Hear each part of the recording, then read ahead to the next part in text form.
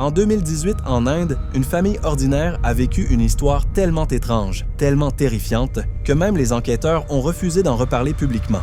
Une histoire qui commence comme un simple déménagement et qui finit comme un cauchemar impossible à expliquer. Voici l'histoire vraie de la maison qui appelait au secours. Tu vas penser que c'est une légende urbaine, mais tout ce que je vais te raconter est documenté, confirmé par plusieurs témoins, et encore aujourd'hui, personne ne sait vraiment ce qui s'est passé. Et tout commence avec un téléphone. Un téléphone qui sonnait tout seul, sans être branché.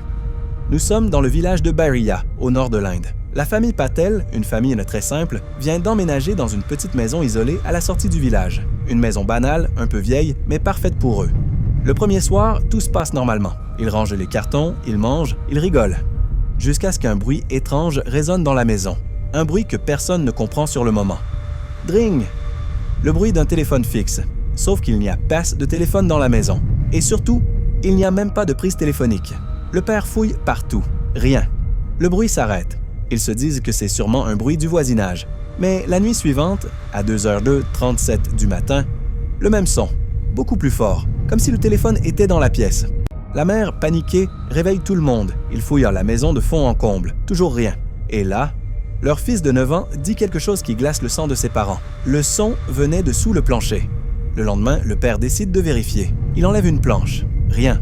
Mais en retirant plusieurs lattes, il découvre quelque chose qui lui fait lâcher sa lampe de peur. Il y a un vieux téléphone fixe, très ancien, posé dans la poussière. Un modèle des années 80, jauni, débranché, sans câble. Impossible qu'il fonctionne. Impossible qu'il ait sonné. La famille commence à comprendre que quelque chose ne tourne pas rond dans cette maison. Mais ce n'était que le début.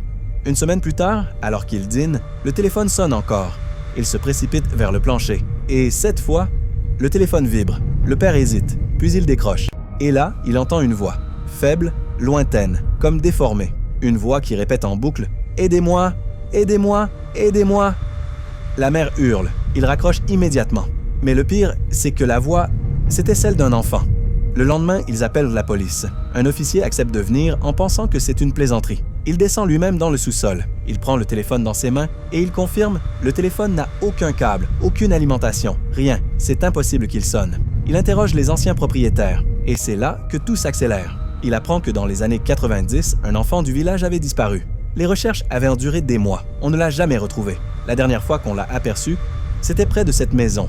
Le téléphone se remet à sonner, au milieu de la nuit. Devant les policiers, cette fois, même sonnerie, même bruit métallique.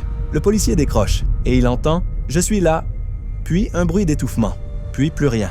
La famille quitte la maison le lendemain. Elle restera vide pendant des années. Une enquête a été lancée.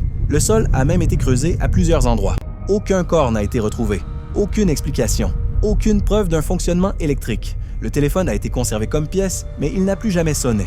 Aujourd'hui encore, dans le village de Bairia, les habitants disent que certains soirs, on peut entendre une sonnerie qui résonne dans la maison abandonnée. Et quand on demande aux voisins pourquoi ils ne s'en approchent jamais la nuit, ils répondent tous la même chose. On ne veut pas répondre à l'appel.